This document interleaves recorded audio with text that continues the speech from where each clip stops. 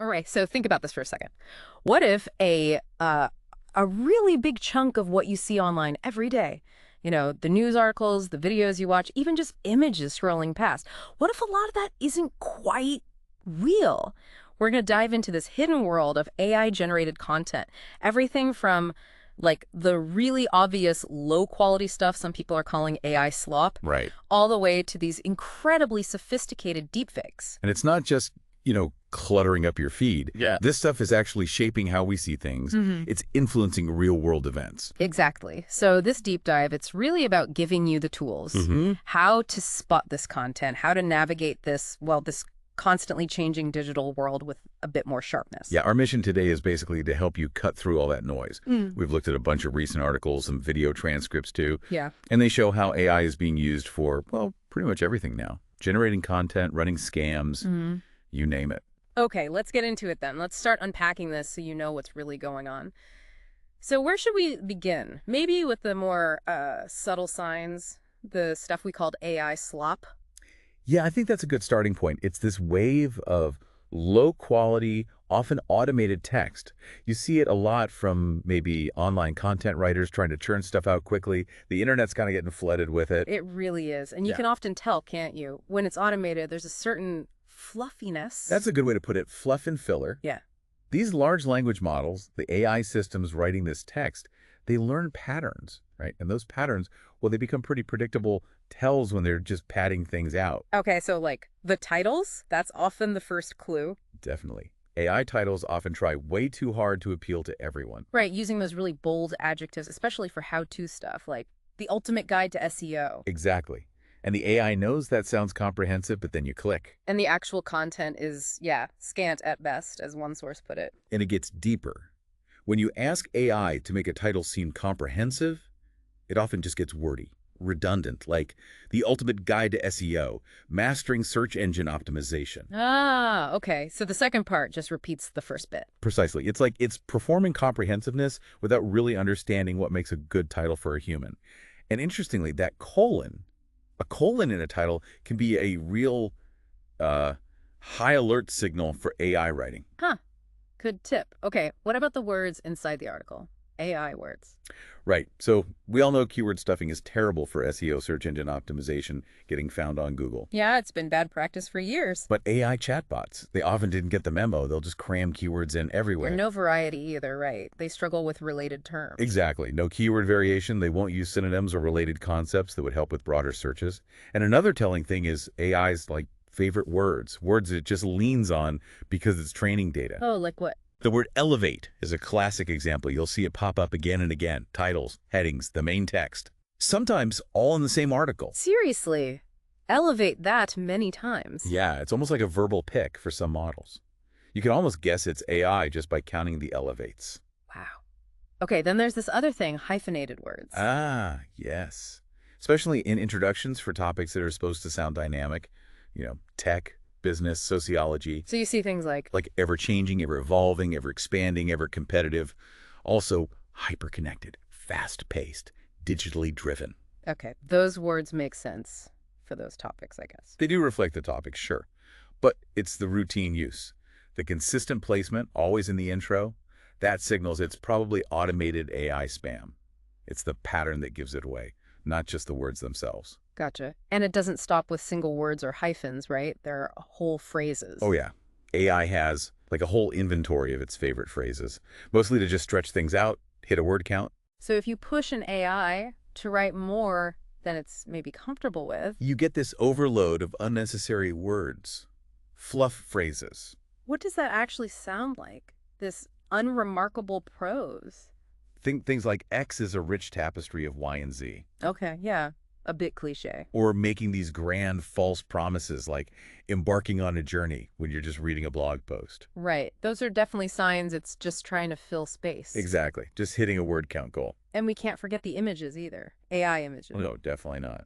Even when they're aiming for photorealistic, there's often this, cartoonish quality, Yeah, something slightly off. which actually makes them a bit easier to spot as spammy AI sometimes. And does that impact anything beyond just looking a bit weird? It can, yeah. From an SEO perspective, using those kinds of images can actually hurt. It raises doubts about the author's authority. Yeah, makes sense. Like if they can't even get a decent image, maybe the content isn't trustworthy either. Precisely. It signals low effort, potentially low quality all around. So it's not just one thing then, it's about recognizing these combined patterns. Exactly. AI is built on patterns. Mm. Even sophisticated AI leaves these predictable fingerprints. Understanding those patterns is really your first line of defense. It helps you quickly filter out the content that's just about quantity or gaming algorithms, not about real insider accuracy.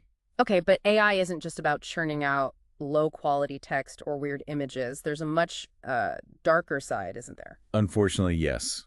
We're moving into territory where the lines between human and machine get incredibly blurry.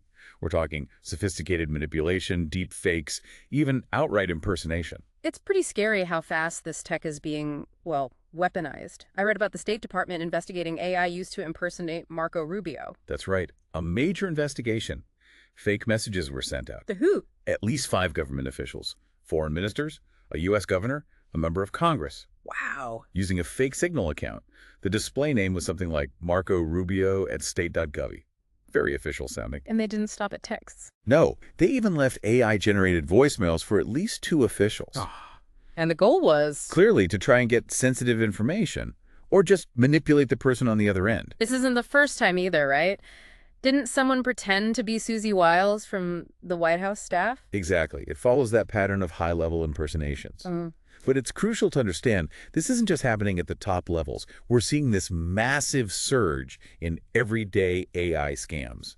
One company reported seeing scams increase by 900%. Wait, 900%. In how long? In just 2 years. That's staggering. That's not a trend, that's an explosion. What's driving that? And how are regular people getting hit? It's really concerning. It covers everything from elder abuse scams, trying to take over people's accounts, even fake hiring scams. Okay, so all sorts of fraud. And what makes it so dangerous is just how easy it's becoming. An audio deepfake.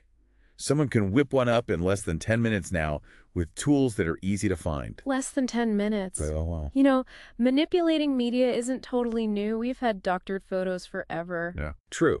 Like that old one of George W. Bush holding a book upside down. Or even way back, Lincoln's head put on someone else's body in the 1860s. Right. But deepfakes today, they feel different. They are fundamentally different. Modern deepfakes use advanced AI. They can manipulate video scale things, rotate faces, splice different clips together to create something entirely new and often disturbingly convincing. And the places where people see this stuff, YouTube, for example, you mentioned the stats. Yeah, something like 85% of teens use YouTube regularly, and about 2/3 of all Americans get at least some news from there. So these platforms become huge vectors for spreading fake media. I remember back in 2018, that fake PSA with Obama's voice and face. Jordan Keel and BuzzFeed did it. That was a real wake-up call, wasn't it? It really was. It showed just how convincing this technology could be, even back then. And now experts are warning this could become a really serious threat to our security, even to democracy itself. And for regular people, how does it hit home? Well, imagine this. You're applying for a job, and suddenly there's a fake video of you shoplifting. How do you prove it's not real? Oh, man. Or picture a scammer calling your parents, using an AI voice clone of you or your grandmother, asking for money in an emergency. The potential for personal harm is just immense. That's incredibly chilling. Is there any data on who gets targeted most by this, especially the really nasty stuff like non-consensual deepfakes? Sadly, yes. Women are disproportionately the victims, especially when it comes to non-consensual, sexually explicit deepfakes. Ugh. And while platforms like Google say they'll ban, involuntary synthetic pornographic imagery, that doesn't stop it from spreading in the first place or erase the harm done. How hard is it to make these things convincing, though? Does it take Hollywood-level skills? Creating the really good ones still takes decent technical skills, sure. But there are online communities, even services you can pay for sometimes for as little as $20 that make it much more accessible. $20, seriously? What do they need? Often, just photos. Maybe around 100 pictures of the target. Which, let's be honest, they can often scrape right off your social media profiles. Okay, so it's accessible, it's dangerous, but why? Why are people creating so much of this AI content, especially at scale? Well, no huge surprise here. Uh-huh. It often comes down to money. Right, profit. We're seeing people make significant financial gains. And often, the motivation seems to be profit or maybe online clout, not necessarily pushing a specific ideology. Like that Diddy trial situation on YouTube. Exactly. Yeah. That's a perfect and, frankly, quite stark example. Fake AI-generated videos about the Diddy trial have been absolutely raking in millions of views. Millions. Wow. It's like a gold rush. Pretty much. There's a clear formula they're using. What is it? They take AI-generated images, maybe some video clips, mix them with completely false claims about celebrities supposedly involved with Sean Diddy Combs. And the thumbnails are designed to shock, right? Totally. Using these outrageous, completely made-up quotes, things like FCK'd me for 16 hours or Diddy cracked Bieber life. Pure clickbait. Just designed to get that click, regardless of truth. And it works. We're talking about dozens of YouTube channels pulling in nearly 70 million views combined. 70 million. From how many videos? Roughly 900 AI-infused Diddy videos, just over the past year or so. That's insane volume. Are these established channels? Some are brand new, created just for this. Others are older channels that just got repurposed. Repurposed? Like how? There was one called Secret Story that used to do health advice. Suddenly, it's all Diddy content. Another one, Pac Gov Update, used to cover Pakistani public pensions. Now, Diddy videos. That's quite a pivot. It really is. One channel runner was quoted saying something pretty blunt about it. Oh, yeah? What'd they say? Something like, how can I make $50,000 seem as possible? Number one would be like doing fucking drug dealing. But number two would probably be to start a Diddy channel. Wow, that puts it starkly, but surely there's a risk getting shut down. There is, absolutely. Most of these channels probably won't survive long term. They'll get demonetized or hit with legal action. So it's just a quick cash grab. It looks like it. But if you can rack up 70 million views and pull in serious ad revenue before you get caught, maybe the risk feels worth it to them. It seems like a churn and burn strategy. Make the money fast, then move on. And this isn't just a YouTube problem, is it? Facebook, too. Definitely. Spammers and scammers are using AI-generated images there to get massive traction. One single post got 40 million views and nearly 2 million interactions in just one quarter last year. 40 million views from one post. How? Well, part of the issue seems to be Facebook's own algorithm. How so? It's apparently recommending these unlabeled AI images to users who don't even follow the pages posting them. And people often don't realize they're looking at AI creations. Why would the algorithm push that? It seems driven by promoting unconnected posts, things the algorithm thinks will get high engagement, regardless of where they came from or if they're real. So what kind of images get pushed? What themes work? You see a lot of common themes that tug at heartstrings or look impressive. Pictures of, like, old people, amputees, babies, often with really generic engagement bait captions like, "No one ever blessed me," or images of intricate woodworking or drawings captioned, "Made it with my own hands." When it was clearly AI. Right. Or those, "Look at my first cake," posts that are obviously AI-generated perfect cakes. Is there a particularly weird example? Oh, my personal favorite has to be the AI image of Jesus, Yeah. rendered as a crab, being worshipped by other crabs. Wait, what? Jesus is as a crab. Yep. And the caption, "Made it with my own hands." You're kidding? Nope. And it got something like 209,000 reactions and thousands of comments. That's absurd, but it shows how easily engagement can be faked or manipulated. Right? Absolutely. It highlights the absurdity, but also the effectiveness of just gaming the system for clicks and reactions. And it's not just creating new stuff. People are stealing pages, too. Yeah, that's another tactic, page theft or takeover. One example was a page called Life Nature. It used to be about a band. They changed the name slightly, turned it into an AI image farm, and apparently gained 300,000 followers after the switch. Just like that. So what's the end game for these pages? Just engagement. For the spam pages, it's often about driving traffic off-platform, maybe to content farms loaded with ads so they make money that way. For the scam pages, it's more direct, trying to sell products that don't exist, or tricking people into giving up personal details. It sounds a lot like that YouTube automation or faceless channel trend. Exactly. It's the same underlying principle.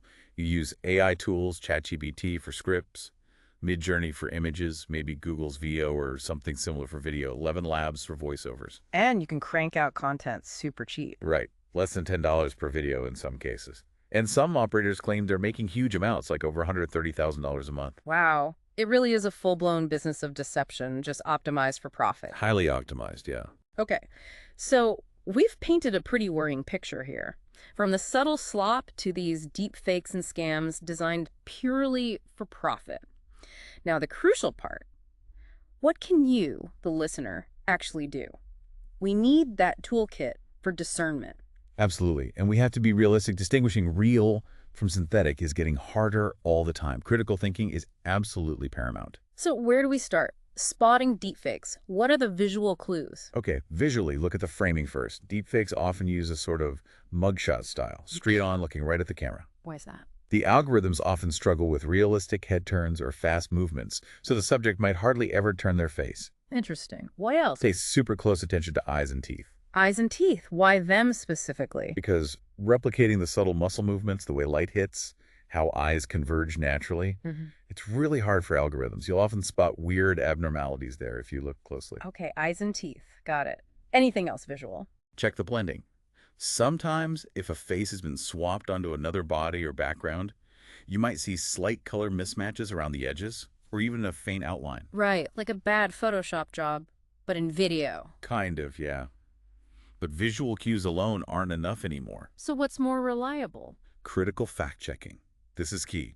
If you see something suspicious, always try to find another version of it online. Corroborate. Like journalists do. Multiple sources. Exactly. Seek multiple, credible sources. Don't just take one video or post at face value. Are there any tools we can use? Yeah, there are some simple things, like the YouTube data viewer can help check upload time, see if a video is older than it claims. You can also do a reverse image search on thumbnails. Okay, useful tips. Yeah. But is there one single best piece of advice? Honestly, the best way to stop the spread of this stuff, especially deepfakes, is just to slow down. Slow down your impulse to share it. So pause. Yeah. Pause and think. There's always a delay between when something fake gets published and when platforms or fact-checkers catch it. That pause you take, it can actually make a big difference in stopping misinformation from going viral. That makes sense. Okay, thinking bigger picture now. What needs to happen on a societal level? Well, platforms definitely have a huge role to play. They need to invest seriously in better detection for scams, for AI content generally. And labeling. And crucially, yes, labeling the AI-generated content they do detect. Transparency is vital. What about educating the public? Absolutely key. We need things like public service announcements, simple messages teaching people that AI images can look incredibly photorealistic now. Build that general awareness. And this all ties back to digital literacy, right? Knowing how to navigate online info. Precisely. There's a really practical method called SIFT. It's easy to remember. SFT? Okay, what's that stand for? S is for stop. Just stop before you share. Don't react immediately. Okay, that's stop. I is identify the source. Who actually created this? Are they credible? Do they have expertise? Identify. Makes sense. F is find better coverage. Look for other reliable sources talking about the same thing. See if the story holds up elsewhere. F, find. Got it. And T is trace.